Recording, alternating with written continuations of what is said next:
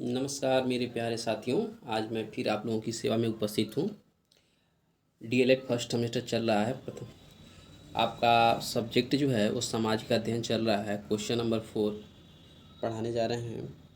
जैसा कि आप लोग देख चुके होंगे, मैथ का सीरीज ख़त्म कर दिए हैं और सामाजिक अध्ययन में भी कुछ भाग हमने ख़त्म कर दिया। आप नहीं देखे हैं तो जाके उसे भी देखिए, पहले इस क्लास को देख लीजिए।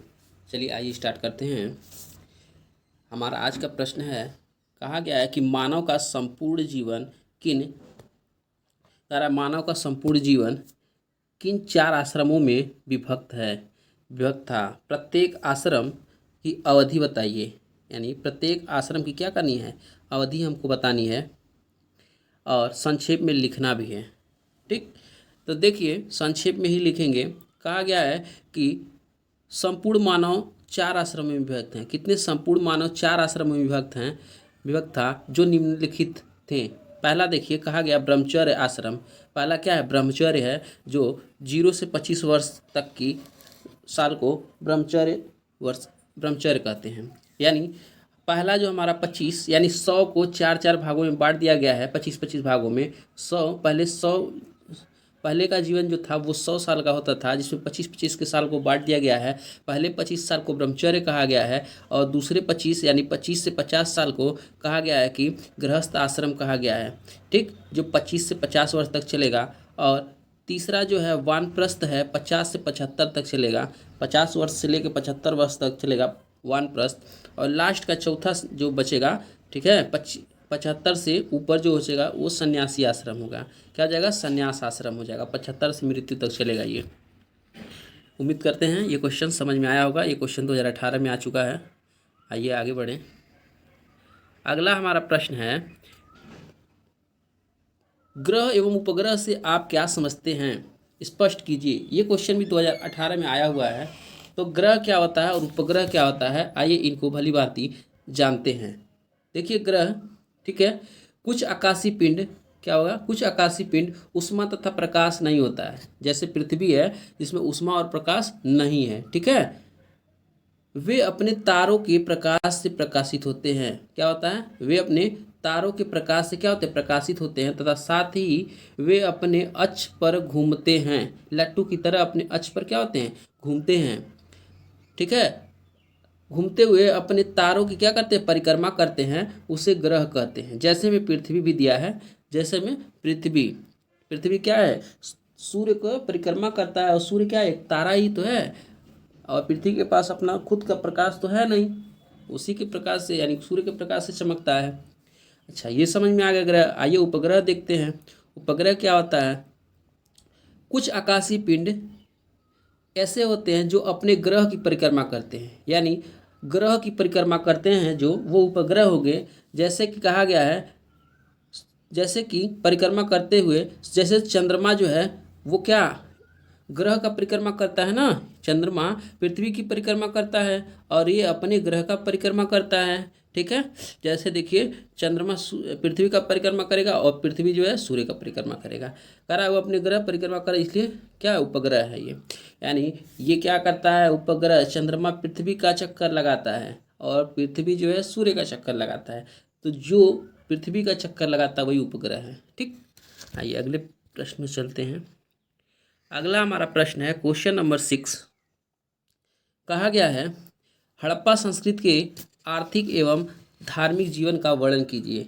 ठीक है, हड़प्पा संस्कृति के आर्थिक व धार्मिक जीवन का वर्णन करना है। तो देखिए हड़प्पा संस्कृति के आर्थिक व धार्मिक जीवन का वर्णन किस तरह से होगा। तो देखिए पहले वो खेती करते थे। क्या है, खेती। और खेती में क्या क्या करते थे, गेहूँ है, जौ है, कपास है, राई है, मटर है, खजूर है, अनाज, बहुत तरह के अनाज क्या करते थे, ये बोते थे अपना ये सब। ठीक, बहुत तरह के अनाज ये लोग क्या करते थे, उगाते थे। पशुपालन में देखिए क्या क्या है, पशुपालन में करते थे।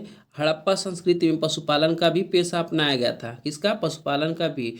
कहा गया है कि वहाँ के लोग क्या करते थे, बैल को पालते थे। किसको, बैल को पालते थे।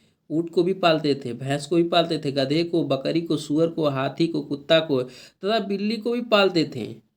ठीक है, हड़प्पा सभ्यता के लोग। अब व्यवसाय क्या करते थे, देखिए व्यवसाय में उस समय कहा गया पात्र, अस्त्र, पात्र मीन्स बर्तन बनाते थे, अस्त्र शस्त्र, ठीक है, अस्त्र शस्त्र, वस्त्र, आभूषण, बढ़ई तथा शिल्प, ठीक है, संबंधी व्यवसाय हुआ करते थे उस टाइम।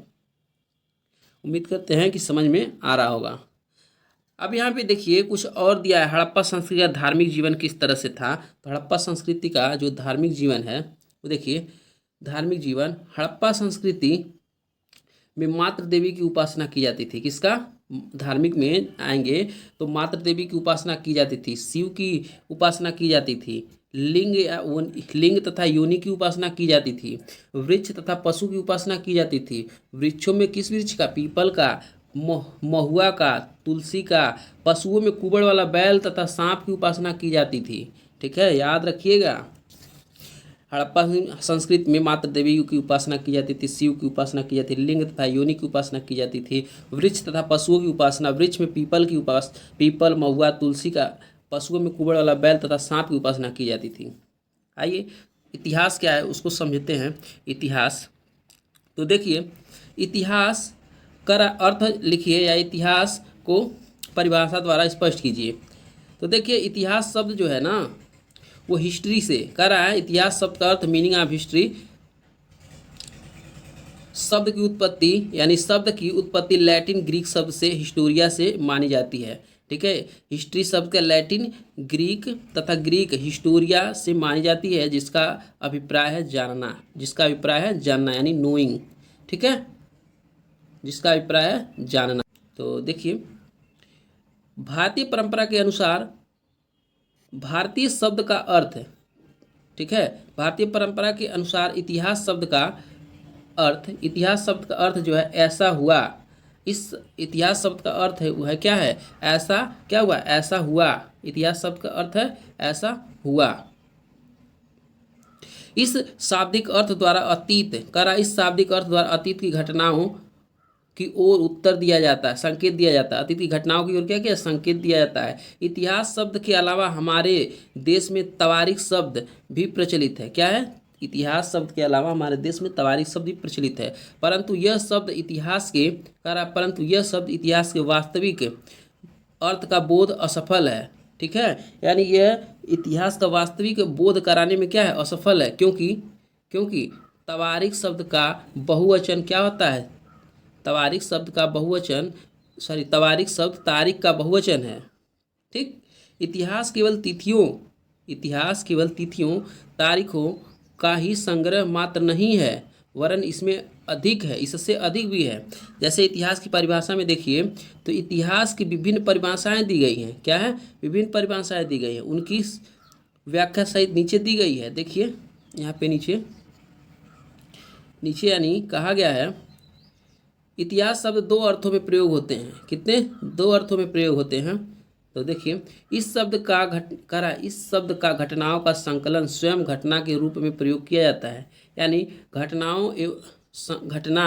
का संकलन एवं स्वयं घटना के रूप में प्रयोग किया जाता है। इतिहास के निर्माण के लिए घटना का होना आवश्यक है, यानी इतिहास का निर्माण के लिए किसका होना आवश्यक है? घटना का होना आवश्यक है। ठीक, जब इतिहास स्वयं एक घटना है तो प्रश्न यह उठता है कि वह घटना कब, कहाँ, कैसे, क्यों घटी? इतिहास इस प्रश्नों का ही उत्तर है। हेनरी जॉनसन का विचार है कि इतिहास विस्तृत रूप से प्रत्येक घटना है। इतिहास विस्तृत रूप में प्रत्येक घटना है जो कि कभी घटित हुई है। इस प्रकार स्वयं अतीत काल से संबंधित अर्थात भूतकालीन घटनाओं का उल्लेख ही इतिहास है।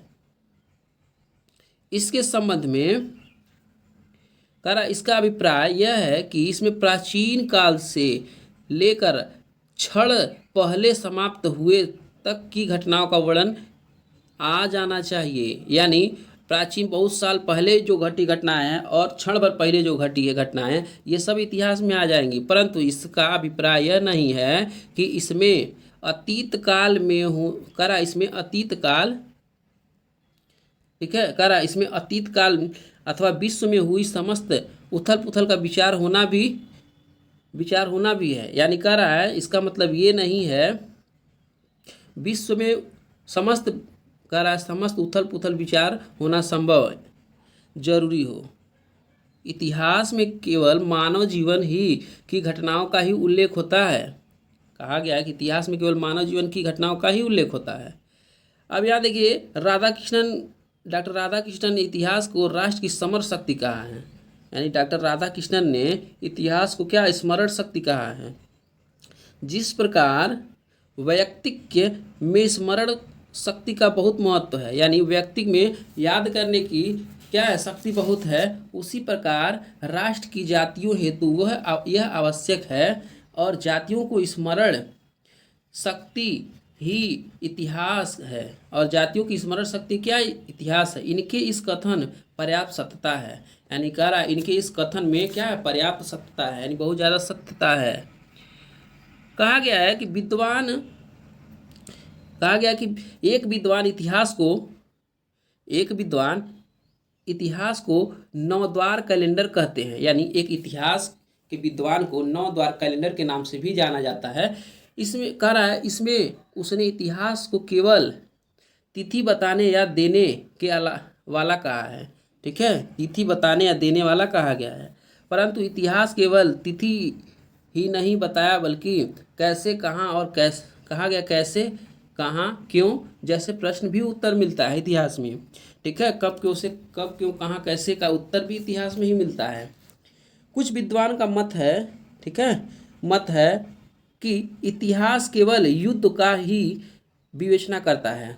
ठीक है, मत है कि इतिहास केवल युद्ध का ही विवेचना करता है, लेकिन उन्होंने इतिहास के दूसरे पक्ष में नहीं देखा। यानी उन्होंने इतिहास के दूसरे पक्ष को नहीं देखा। कहा इतिहास मानव समाज के प्रत्येक पहलू है। इतिहास जो है वो मानव समाज का प्रत्येक पहलू है, यानी किस किस समय क्या क्या घटना है इतिहास से तो पता चलता है। यानी इतिहास की सबसे उपयुक्त परिभाषा रेप्सन महोदय ने दिया है। इतिहास की सबसे उपयुक्त परिभाषा रेप्सन महोदय ने दिया है, जो कि सत्य है। इतिहास घटनाओं या विचारों की उन्नति का एक सुसंबद्ध विवरण है। ठीक है, इतिहास घटनाओं या विचारों की उन्नति का एक सुसंबद्ध विवरण है। आइए क्वेश्चन नंबर 8 पे देखते हैं, क्वेश्चन नंबर 8 को। क्वेश्चन नंबर 8 लिखा गया है, क्वेश्चन नंबर 8 में लिखा गया है जैन धर्म से आप क्या समझते हैं। जैन धर्म के प्रथम तथा 24वें तीर्थंकर कौन थे। जैन धर्म के त्रिरत्नों के नाम बताइए। ठीक है, तो देखिए जैन धर्म की उत्पत्ति जो है जीन शब्द से हुई है। किससे? जीन शब्द से हुई है, जिसका आशय क्या है? जीतना। जिसका आशय जीतना है, अर्थात जिसने संसार, राग, द्वेष, माया, मोह को जीत लिया है। ठीक है, जीतना मीन्स राग, द्वेष, माया, मोह को जीत लिया है। ऐसे लोग जिन लोगों की उपाधि से, यानी ऐसे लोग जिनकी उपाधि से विभूषित किए गए हैं। जिन की उपाधि से ऐसे लोग को विभूषित किया गया है। जिन शब्द का अर्थ आध्यात्मिक विजेता होता है। जिन शब्द का अर्थ क्या होता है? आध्यात्मिक विजेता होता है। कहा गया है जिसने, और इस विस्तृत में किया गया है, जिसने अपनी इंद्रियों पर नियंत्रण, ठीक है, जिसने अपनी इंद्रियों पर क्या किया? नियंत्रण किया है, वो क्या है? जिन होता है। ठीक है, आध्यात्मिक विजेता होता है। जिनों के उपदेश का पालन, यानी जिनों के उपदेश का पालन करने वाले जैन कहलाते। यानी जो इस उपदेश का पालन करेगा वो जैन कहलाएगा। ठीक, संप्रदाय को जैन अर्थात संप्रदाय को जैन दर्शन या जैन धर्म के नाम से विभूषित किया गया है। संप्रदाय को जैन दर्शन या जैन धर्म के नाम से विभूषित किया गया है। जैन दर्शन का मुख्य उद्देश्य प्राणी को विश्व के कष्ट से छुटकारा दिलाना है। यानी प्राणी जो है, ठीक है, मुख्य उद्देश्य प्राणी को विश्व के कष्टों से छुटकारा दिलाना, आध्यात्मिक सुख को प्राप्त करने हेतु दर्शन करना है। यानी उसको छुटकारा दे के आध्यात्मिक सुख को प्राप्त करने हेतु मार्गदर्शन प्राप्त कराना ही जैन धर्म है। ठीक है, जैसे कहा गया है जैन धर्म वेदों में विश्वास नहीं रखता है। जैन धर्म जो है, देखिए इंपॉर्टेंट है, जैन धर्म वेदों में विश्वास नहीं रखता है, इसलिए इसे नास्तिक दर्शन भी कहते हैं। इसलिए इसे क्या कहते हैं? इसलिए इसे नास्तिक दर्शन भी कहते हैं। जैन धर्म ने ईश्वर की सत्ता, यानी जैन धर्म ने ईश्वर की सत्ता का खंडन किया है। जैन धर्म ने ईश्वर की सत्ता का खंडन किया है। कहा गया अहिंसा, त्याग, तपस्या आदि पर प्रमुख बल दिया है। अहिंसा, त्याग, तपस्या आदि पर प्रमुख बल दिया है जैन धर्म ने। जैन धर्म की दो प्रमुख शाखाएं हैं। जैन धर्म की दो प्रमुख शाखाएं हैं, दिगंबर है और एक श्वेतंबर है। कौन कौन से है? दिगंबर है और एक श्वेतंबर है। जैन साहित्य अत्यंत समृद्ध है। क्या है? जैन साहित्य अत्यंत समृद्ध है। जैन साहित्य में तीर्थंकरों, ठीक है, के आदेशों का संग्रह है। क्या है? आदेशों का संग्रह है। प्राचीन जैन, कहा गया प्राचीन जैन साहित्य प्राकृतिक भाषा में लिखा गया है। जैन साहित्य जो है प्राकृतिक भाषा में लिखा गया है, किंतु बाद में संस्कृत भाषा में लिखा गया। किंतु बाद में क्या किया गया है? संस्कृत भाषा में इसकी रचना की गई है। जैन धर्म के प्रथम तीर्थंकर देखिए, कहा गया है जैन धर्म के प्रथम तीर्थंकर, जैन धर्म के प्रथम तीर्थंकर कौन है? ऋषभदेव। कौन है? ऋषभदेव है। ठीक। 24वें तीर्थंकर महावीर स्वामी थे। कौन है? 24वें तीर्थंकर महावीर स्वामी थे।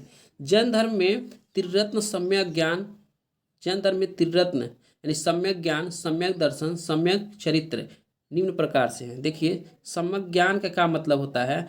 सम्यक ज्ञान का अर्थ क्या होता है? तीर्थंकरों द्वारा प्रतिपादित शास्त्र सिद्धांतों का अर्थात अनुभव, ठीक है, था। तीर्थंकरों द्वारा प्राप्त शास्त्र सिद्धांतों का यथार्थ अनुभव ही सम्यक ज्ञान था। सम्यक दर्शन देखिए, सम्यक दर्शन क्या है? तीर्थंकरों के उपदेशों के प्रति पूर्ण श्रद्धा भाव रखना, प्रतिपूर्ण श्रद्धा भाव रखना, इसी श्रद्धा भाव को क्या कहा गया था? सम्यक दर्शन। यानी तीर्थंकरों के प्रति क्या करना? श्रद्धा भाव रखना, उसी को सम्यक दर्शन कहा गया। सम्यक चरित्र देखिए, सम्यक दर्शन से सम्यक ज्ञान की प्राप्ति हुई। ठीक है, सम्यक दर्शन से सम्यक ज्ञान की प्राप्ति होती है। केवल सम्यक ज्ञान प्राप्त करना ही अर्थात पर्याप्त नहीं है, अपितु उसका जीवन में आचरण करना भी जरूरी है। यानी ज्ञान प्राप्त कर लेना ही नहीं है, उसको जीवन में क्या करना है? अप्लाई करना ही क्या हो जाएगा? सम्यक चरित्र होगा, आचरण होगा। जैसे देखिए, सम्यक चरित्र के लिए जैन धर्म, सम्यक चरित्र के लिए जैन दर्शन 5 महाव्रत, ठीक है, जैन दर्शन में 5 महाव्रत हैं। सत्य है, अहिंसा है, अस्तेय है, अपरिग्रह है और ब्रह्मचर्य। क्या है? और ब्रह्मचर्य है के पालन एवं 4, कहा गया कि पालन और 4 जो है 4 कषाय। जैसे कषाय का क्या मतलब है? क्रोध हो गया, लोभ हो गया, मोह हो गया, अहंकार के त्याग पर बल दिया है जैन धर्म ने। ठीक है, वो ये नहीं कहा क्रोध कीजिए, लोभ कीजिए, मोह कीजिए और अहंकार, वो सब क्या क्या है? त्याग करने के लिए कहा। क्रोध को भी त्याग कीजिए, लोभ को भी, मोह को भी, अहंकार को भी त्याग दीजिए। अच्छे नागरिक के विचार देख लेते हैं। अच्छे नागरिक के गुण, अच्छे नागरिक के 4 गुण देखिए, 4 गुण देखिए। कह रहा पहला गुण, पर्यावरण सुरक्षा तथा संरक्षण में व्यक्तिगत स्तर पर योगदान दें, पेड़ लगाएं तथा वृक्षों का संरक्षण करें, वृक्षों का संरक्षण करें। जल एवं बिजली जैसे संसाधनों की बर्बादी न करें, ध्वनि प्रदूषण न करें। ठीक, कह रहा है न फैलाएं तथा कूड़ा करकट इधर उधर फैलाकर प्रदूषण न फैलाएं और प्लास्टिक का उपयोग बंद कर दें। दूसरा कहा है कि प्रत्येक स्थान पर स्वच्छता का ध्यान रखें और कोई भी कूड़ा सदैव प्लास्टिक में डालें। पान मसाला गुटखा खाकर इधर उधर न थूकें।